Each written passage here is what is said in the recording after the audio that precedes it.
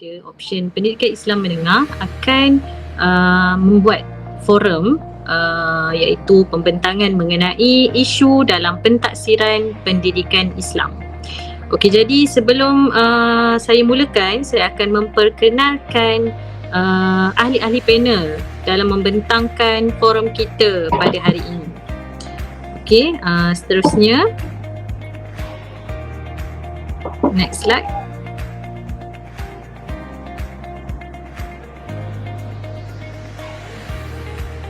Okey, saya sebagai moderator iaitu Nur Fadlin binti Muda akan menjadi moderator anda pada hari ini.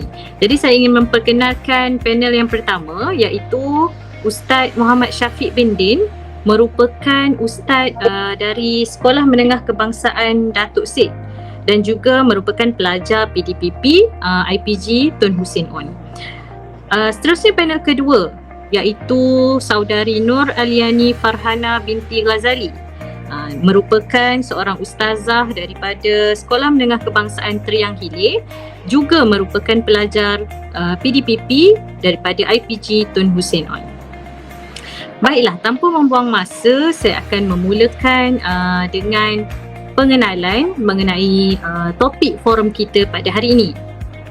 Okey, untuk pendahuluan, isu yang akan kami kupas pada hari ini adalah mengenai isu KEBAT, iaitu Kemahiran Berfikir Aras Tinggi. Okey, sebagai pendahuluan, transformasi kurikulum pendidikan dalam Pelan Pembangunan Pendidikan Malaysia PPPM memberi penekanan utama terhadap konsep kemahiran berfikir aras tinggi iaitu KEBAT yang berupaya melahirkan generasi yang mempunyai keupayaan dalam pemikiran kreatif dan kritis.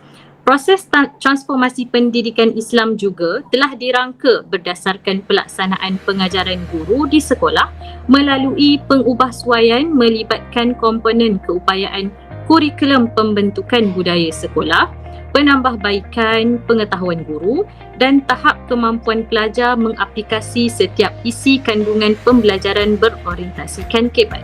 Jadi KEBAT telah diperkenalkan melalui transformasi kurikulum pendidikan dalam PPPM. Okey, seterusnya bagi menerangkan dengan lebih lanjut, kita faham dulu apa itu KEBAT. Apa yang dimaksudkan dengan KEBAT? Okey, melalui bahagian pembangunan kurikulum, KEBAT adalah merupakan keupayaan untuk mengaplikasi pengetahuan, kemahiran dan nilai dalam membuat penaakulan dan refleksi bagi menyelesaikan masalah, membuat keputusan, berinovasi dan berupaya mencipta sesuatu. Okey, seterusnya, menurut Brookhart, KEBAT adalah mempersoalkan, berupaya memahami dan menganalisa sesuatu untuk memahami pemikiran sendiri dan orang lain. Manakala menurut Anderson, KEBAT bermaksud ciri-ciri perluasan pemikiran seseorang pelajar itu untuk menginterpretasi, menganalisis ataupun memanipulasi sesuatu maklumat. Okey, jadi kita dah tahu tentang maksud KEBAT. Kita pergi kepada konsep KEBAT. Okey, konsep KEBAT ada 3, iaitu kurikulum, pedagogi dan pentaksiran. Okey, konsep pelaksanaan KEBAT di dalam bilik darjah memerlukan perubahan dalam 3 aspek ini, iaitu kurikulum yang dibentuk berdasarkan KEBAT memerlukan ianya ditulis secara eksplisit di dalam dokumen kurikulum. Seterusnya, pedagogi dilaksanakan dengan pelbagai strategi PDPC yang menerapkan KEBAT seperti alat berfikir, soalan aras tinggi dan juga inquiry. Manakala yang ketiga iaitu pentaksiran perlu dipelbagaikan menerusi soalan berbentuk aras tinggi dalam peperiksaan pusat dan penilaian yang dilakukan secara berterusan menerusi penilaian berasaskan sekolah iaitu PBS yang melibatkan 3 aspek utama iaitu psikomotor, peperiksaan dan juga pendidikan jasmani dan kesihatan iaitu PAJSK. Seterusnya fokus KEBAT ada 4 iaitu mengaplikasi, menganalisis, menilai dan mencipta. Okey, KEBAT berfokus kepada kemahiran aras tinggi. Dia memberikan tumpuan kepada mengaplikasi iaitu kebolehan menggunakan pengetahuan untuk menghasilkan sesuatu yang baru seperti menjalankan eksperimen dan membuat binaan. Seterusnya menganalisis, iaitu mencerakinkan atau menstruktur maklumat ke dalam bahagian yang lebih kecil, menentukan bagaimana bahagian struktur keseluruhan atau matlamat berkaitan antara satu sama lain. Yang ketiga adalah menilai, iaitu membuat pertimbangan berdasarkan kriteria dan standard melalui memeriksa dan juga mengkritik. Manakala yang keempat iaitu mencipta, iaitu menyatukan elemen untuk membentuk semula, untuk membentuk sesuatu, menyusun, menjana, merancang atau menghasilkan semula elemen ke dalam corak atau struktur yang baru. Okey, ini adalah berkenaan dengan KBAT. Kita nak fokuskan KBAT dalam pendidikan Islam, maka saya akan menerangkan apa itu KBAT dalam pendidikan Islam. Okey, pelaksanaan pengajaran guru pendidikan Islam sekolah melalui pengubahsuaian melibatkan komponen keupayaan kurikulum, pembentukan budaya sekolah, penambahbaikan pengetahuan guru dan tahap kemampuan pelajar mengaplikasi setiap isi kandungan pembelajaran yang diperolehi agar matlamat pengenalan pengajaran dan pembelajaran berorientasikan KBAT dapat dilaksanakan dengan berkesan, seterusnya membentuk penghayatan akidah yang mantap dalam kalangan pelajar. Okey, sama juga dengan KBAT dalam pentaksiran pendidikan Islam merupakan membawa maksud yang sama, yang mana KBAT dalam pendidikan Islam memfokuskan lebih terperinci mengenai subjek ataupun pembelajaran yang diajarkan. Okey. Okey, seterusnya KBAT dalam pentaksiran. Okey, ini saya dah terangkan tadi, dia membawa maksud yang sama saja. Okey, seterusnya saya ingin bertanya kepada panel kedua, iaitu Ustazah Aliani, mengenai apakah ciri-ciri KBAT dalam pentaksiran. Okey, silakan Ustazah. Bismillahirrahmanirrahim. Okey, insya-Allah saya akan terangkan tentang ciri-ciri KBAT dalam pentaksiran. Okey. Ciri-ciri KBAT dalam pentaksiran ada 5. Okey, antaranya yang pertama adalah stimulus. Apa itu stimulus? Okey. Penggunaan stimulus secara intensif. Sebagai contohnya adalah graf, gambar rajah, petikan, adanya petikan, dan semua itu adalah untuk menjana penaakulan kritis dan kemahiran yang intern. Yang kedua, item itu tidak berulang. Ciri yang kedua adalah item tidak berulang, iaitu sebagai item itu ibaratnya soalan. Okey, item yang pelbagai atau minta maaf ya. Okey, pergi pada ciri yang kedua, item tidak berulang. Item yang pelbagai atau berbeza setiap tahun atau melampaui bahan dikutip untuk mewujudkan suasana yang baharu. Okey, ciri yang ketiga iaitu situasi yang sebenar. Okey, di mana dia akan mencabar murid untuk menyelesaikan masalah kehidupan sebenar dengan menggunakan pembelajaran daripada pelbagai disiplin dalam kehidupan. Okey, yang keempat, pelbagai tahap pemikiran. KBAT mempunyai pelbagai tahap pemikiran, yang di mana dia telah mentafsir pelbagai aras pemikiran dalam domain kognitif untuk memberi impak yang lebih besar. Ciri yang terakhir iaitu konteks bukan lazim, di mana konteks tersebut merujuk kepada situasi yang baharu dan yang tidak lazim kepada murid. Ini adalah bertujuan untuk merangsang fikiran pelajar, bukannya untuk menyatakan semula apa yang dipelajari semasa PDP. Okey, itu adalah antara 5 ciri dalam pentaksiran. Okey, KBAT juga mempunyai aras. KBAT iaitu kemahiran beraras tinggi, KBAR iaitu kemahiran beraras rendah. Okey, untuk KBAT kita ada mencipta, menilai dan menganalisis. Okey, bagi KBAR pula mengaplikasi, memahami dan mengingat. Okey, dalam kemahiran beraras tinggi, mencipta, dia lebih kepada untuk menyatukan elemen ataupun untuk membentuk idea struktur yang baharu, seperti mereka cipta, menggabungkan ataupun merangka, dan dia membina, mampu untuk membina. Okey, dalam penilaian, menilai, pelajar dapat membuat pertimbangan berdasarkan kriteria yang spesifik, iaitu mengkritik, membuat hipotesis, memberi hujah ataupun pendapat, dan membuat keputusan. Pelajar dapat membuat keputusan. Di sini kita panggil menilai. Okey, kebat yang terakhir itu menganalisis. Dia telah mencerahkan maklumat kepada komponen-komponen untuk memahami struktur organisasinya dan perhubungan antara komponen. Dia telah membanding bezakan, mengurus dan menyelesaikan masalah serta menghuraikan permasalahan tersebut. Okey, kebar, kemahiran aras rendah. Dia ada juga mengaplikasi, memahami dan mengingat. Okey, dalam mengaplikasi, dia telah menggunakan maklumat dalam situasi yang baharu. Dia telah menunjukkan cara, menjalankan dan menggunakan idea tersebut. Okey, dalam memahami, dia menerangkan idea atau konsep dan menginterpretasikan, iaitu meringkaskan, merumus dan menggelaskan serta menerangkan sesuatu pembelajaran tersebut. Kemudian mengingat.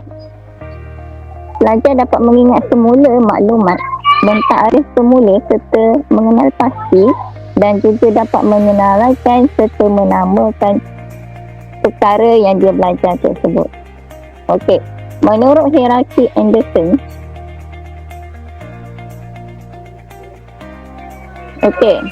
kemahiran berfikir aras tinggi biasanya merujuk kepada 4 tahap, iaitu kemahiran yang teratas dalam taksonomi Bloom. Boleh tengok pada gambar rajah tersebut. Aras tinggi 4 yang teratas, iaitu mencipta, menilai, menganalisis dan mengaplikasi. Okey, itu saja untuk ciri-ciri kebat. Okey, terima kasih kepada Ustazah Aliani atas penerangan yang mantap. Jadi kita dapat mengetahui ciri-ciri, iaitu ada 5 ciri-ciri kebat dalam pentaksiran. Okey, seterusnya saya ingin bertanya kepada panel pertama, iaitu Ustaz Syafiq. Okey, Ustaz Syafiq, adakah terdapat isu mengenai kebat dalam pentaksiran pendidikan Islam? Okey, boleh Ustaz huraikan sedikit? Okey, terima kasih kepada kita punya moderator. Bismillahirrahmanirrahim. Alhamdulillahirabbil alamin wassalatu wassalamu ala asyrafil anbiya'i wal mursalin wa ala alihi wa sahbihi ajma'in.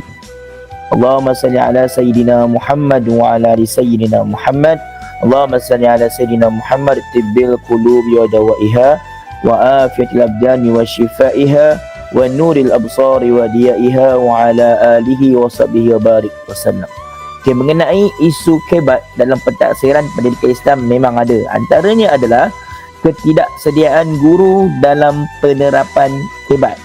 Okey, bermakna guru tidak bersedia dalam menerima elemen-elemen kebat dalam pembelajaran.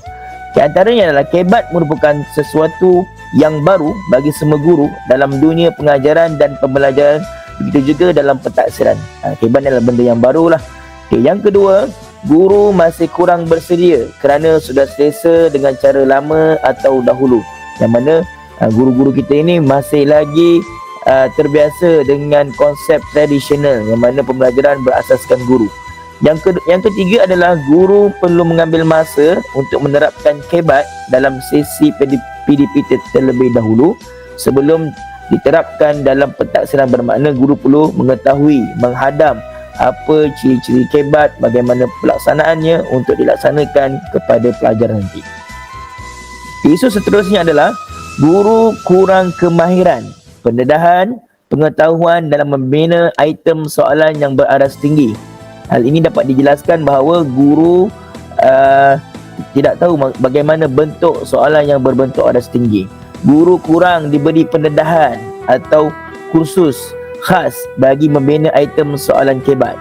Yang mana kebat ini memerlukan guru memiliki pengetahuan yang luas, yang lebih mendalam, iaitu dalam menghasilkan item soalan yang berusulkan bukan rutin atau mestilah berkait dengan isu baru ataupun isu sebenar dalam kehidupan.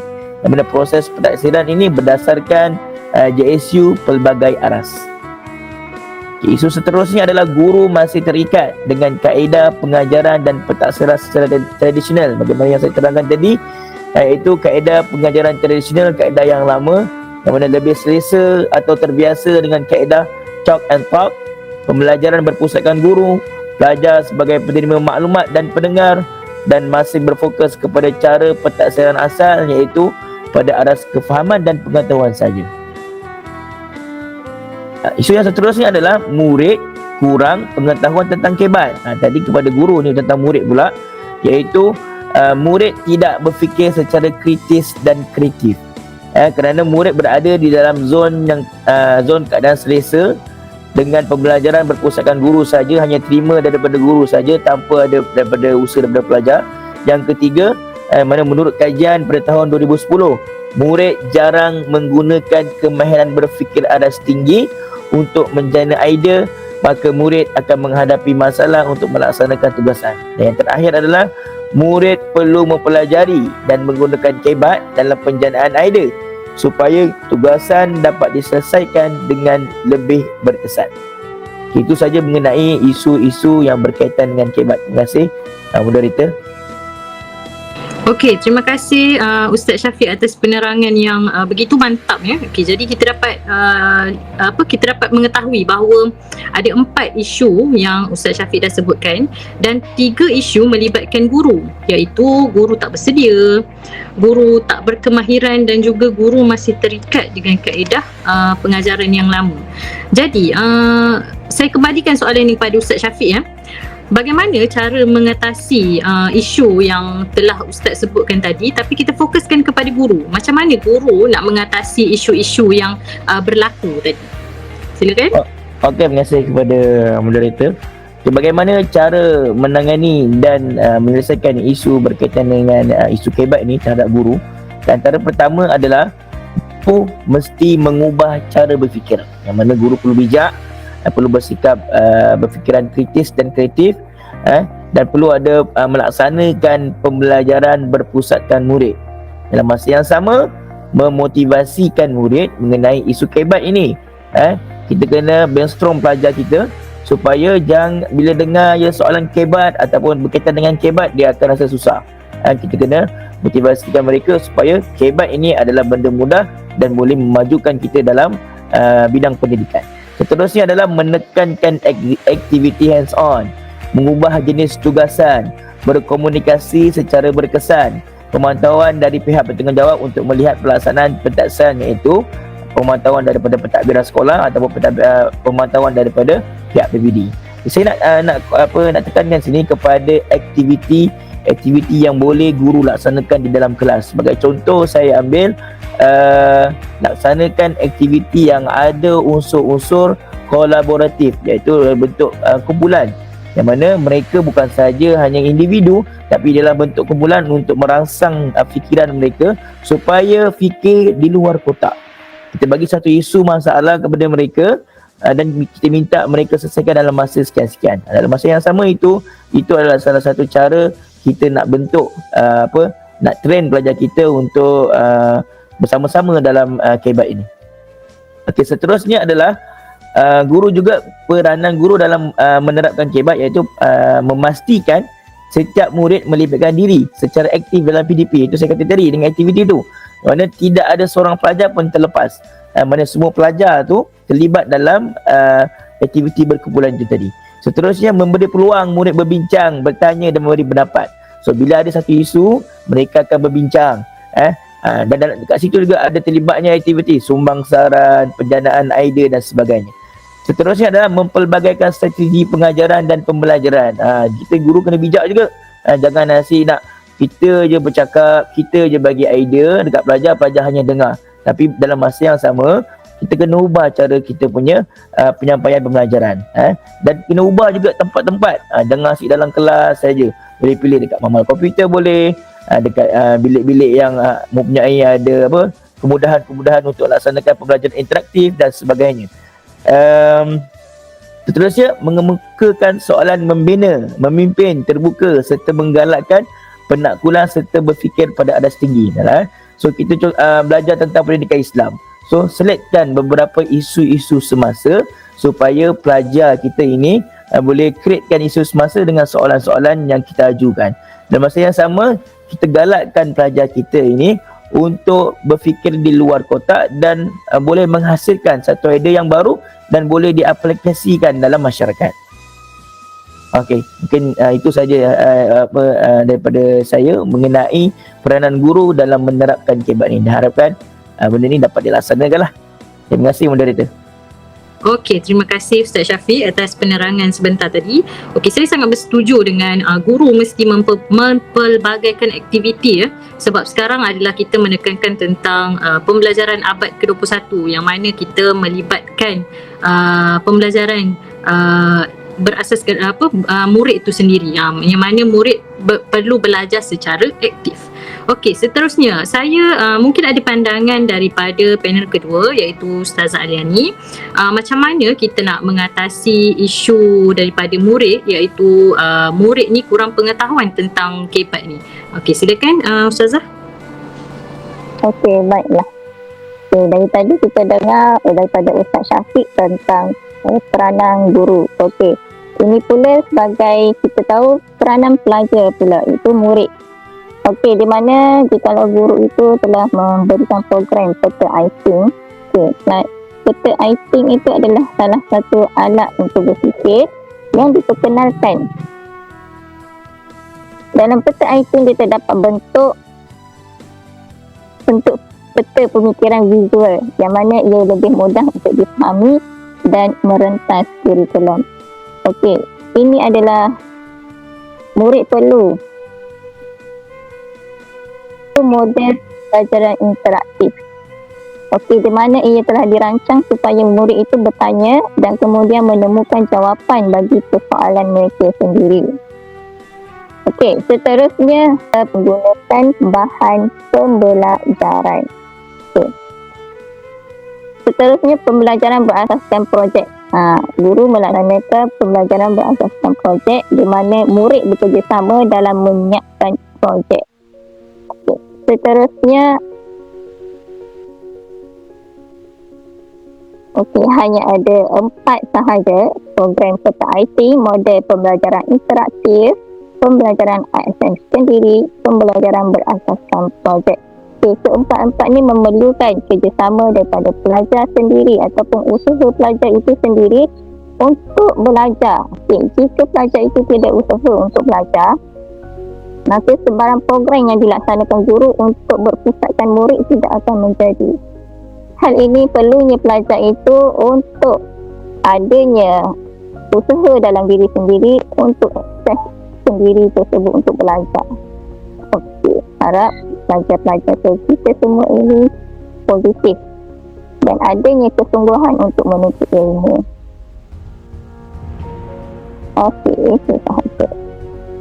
Okey, terima kasih Ustazah. Jadi Ustazah dah terangkan ada 4 usaha yang perlu dilakukan oleh murid yang melibatkan aktiviti jugalah, yang mana murid tak belajar, duduk diam belajar, maka dia perlu buat aktiviti yang merangsang pemikiran kemahiran beraras tinggi diorang. Okey. Jadi untuk cadangan penambahbaikan, mungkin panel pertama dan panel kedua ada beberapa cadangan penambahbaikan untuk diusulkan ataupun diisukan berkenaan dengan isu-isu KBAT. Jadi saya serahkan kepada panel pertama, mungkin ada cadangan penambahbaikan. Silakan. Okey. Cara sebentar, okey. Cadangan penambahbaikan yang boleh kita laksanakan dan ajukan supaya benda ini dilaksanakan supaya isu KBAT ini dapat dilaksanakan dengan cara yang baiklah. Okay, antara yang pertama adalah perlu menyedia guru yang mahir menerapkan kemahiran berfikir adas tinggi KBAT, iaitu pihak KPM ataupun PPD ataupun GPN sekali mestilah menyediakan satu kursus ataupun latihan terutama kepada guru pelatih, melaksanakan satu kursus induksi kepada guru-guru kita supaya guru-guru kita tahu mengenai isu kebat. Jangan kita buat satu benda program atau minta guru laksanakan saja, tak boleh. Mesti ada pendedahan awal, induksi awal kepada guru-guru kita.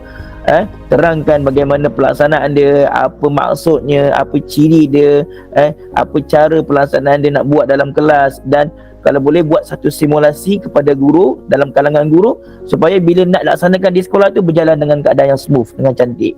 Okey. Yang kedua, guru sentiasa committed, iaitu mencipta sesuatu yang baru. Ini sangat penting. Sebab tu kita ada kajian tindakan, kita ada pertandingan inovasi-inovasi dalam pendidikan. So sebab itu guru perlu cakna dengan dan committed untuk mencipta sesuatu yang baru supaya ketika nak melaksanakan PDP itu pelajar akan rasa bersemangat. Yang ketiga, mesti ada perbincangan sesama guru melaksanakan kebat dalam pentadsiran. So dalam benda yang baru ni kita tak boleh pergi secara solo, secara individu, tapi lebih baik kita ada secara perbincangan sesama guru. Bagaimana? Contoh kita GPI, Guru Pendidikan Islam, kita bincang sama guru kita apa benda kita nak buat dalam isu kebat ni dalam pendidikan Islam. So mungkin kita nak buat projek, bincang sama-sama. Mungkin tahun ni nak buat projek, tahun depan nak buat benda lain. So kena fikir, terapkan dalam perbincangan tu. Mesti ada mesyuarat ataupun perkongsian idea. So bila ada perkongsian idea, maka timbullah pelbagai idea-idea baru yang boleh dijadikan sebagai inovasi dalam pendidikan. Seterusnya, guru mesti memahami konsep item kebat dalam pentadsiran. Sebab tu perlunya ada kursus induksi awal tu, yang mana stimulus menjana kemahiran inference dan penaklukan kritis. Sebagai contoh, membuat kesimpulan tentang sesuatu pengetahuan yang baru diperoleh atau dipelajari. Yang kedua, pelbagai tahap aras pemikiran, mempelbagaikan kata tugas untuk mentaksir aras pemikiran domain kognitif yang pelbagai. Contoh, menggunakan kata tugas, bagaimana cara mengatasi, bagaimana ramalkan dan sebagainya. Benda ini sangat penting untuk kita laksanakan dalam kita punya PDP. Sebagai contoh, saya ada buat dalam satu PDP dalam kelas saya mengenai satu tajuk berkaitan dengan konsep sedekah kunci kejayaan. Yang mana saya buat aktiviti, ada checkpoint, ada peta buih dan sebagainya. Checkpoint tu, setiap pelajar akan setiap checkpoint dalam berbentuk kumpulan, dan setiap tu ada isu yang perlu diselesaikan, dikaitkan dengan hadis. Benda tu secara tak langsung kita nak jana idea bagaimana pelajar ni boleh selesaikan satu isu tu menggunakan idea dan bersumberkan, merujuk kepada hadis yang dipelajari. Maknanya kat situ kita nak pelajar ni berfikir di aras yang lebih tinggi dan cara nak menyelesaikan masalah. Okey, yang seterusnya adalah pelaksanaan kaedah pentadsiran yang pelbagai menerusi konsep kebat. Antaranya adalah kemahiran dalam pendidikan Islam yang boleh diterapkan unsur kebat. Yang kedua, kemahiran membuat kategori, memerlukan keupayaan pelajar untuk membina kefahaman tentang perbezaan yang wujud dalam sesuatu kandungan. Sebagai contoh, kategorikan pelbagai alif lam qamariyah dan alif lam samsiah dari surah Al-Ikhlas, kemudian tulis dalam buku tulis. Memang dalam DSKP tak menjelaskan secara detail berkaitan dengan ini, tapi kita boleh aplikasikan apa yang kita belajar tu, aplikasikan dalam kita punya kehidupan seharian. Sebagai contoh, belajar tentang tajwid alif lam qamariyah ni, kita minta pelajar untuk cari dalam Quran. Kalau lebih lagi luas lagi, minta pelajar cipta satu apps, aplikasi mengenai alif lam qamariyah ataupun alif lam samsiah yang boleh digunakan pakai oleh pelajar dan boleh diaplikasikan dalam masyarakat. Benda ini sangat penting. Bukan saja belajar tahu saja, tapi boleh kita cipta satu benda, inovasi yang baru, manfaat untuk diri kita dan manfaat untuk orang ramai. So, mungkin itu saja untuk ni. Mungkin ada cadangan daripada panel yang pertama tadi. Okey, baik. Saya juga ada cadangan penambahan. Okey, antaranya kemahiran membuat amalan. Okey. Kemahiran ini adalah untuk mengandaikan perkara yang dijangka berlaku daripada pendekatan yang digunakan melalui tema-tema yang ditetapkan. Okey, contohnya, amalan sedekah itu merupakan bukti kita bersyukur kepada Allah SWT. Okay, cuba beri gambaran tentang kebaikan kita mengamalkan konsep-konsep bersedekah dalam kehidupan. Okay, bagi contoh tersebut ada merupakan kemahiran membuat ramalan untuk pelajar. Okay, kemudian yang kedua, kemahiran dalam mencipta analogi. Okey, yang pertama, dia dalam kemahiran mencipta analogi, dia memerlukan kemahiran yang sepenuhnya dalam kandungan ilmu kerana menghubung kaitkan kandungan ilmu dengan situasi semasa. Okay, yang kedua, yang memerlukan keupayaan untuk menganalisis dan mengaplikasi yang tinggi. Okay, sebagai contoh, Ahmad mengikuti perkemahan sekolah di dalam hutan. Ahmad tidak menjumpai sungai dan bekalan air yang ada adalah hanya cukup untuk diminum sahaja. Jadi, apakah solusi supaya Ahmad ni dapat bersuci selain menggunakan air? Okey, jadi di sini dia dapat mengaplikasikan dan menganalisis apakah yang patut dilakukan oleh Ahmad untuk menyelesaikan bersuci. Okey, kemudian kemahiran simulasi. Okey, dalam simulasi ini adalah metodologi untuk melaksanakan percubaan dengan memakai model dari satu sistem nyata. Contohnya simulasi bertema terdapat gambar. Jenis niat tayamum, gambar debu dan gambar cara-cara untuk bertayamum. Itu adalah simulasi, itu cara untuk melaksanakan tayamum tersebut. Okay, kemudian memperluaskan kajian atau penyelidikan tentang amalan kebat dalam pentadbiran. Okay, guru perlu meluaskan kajian untuk menyelidik tentang amalan kebat dalam pentadbiran.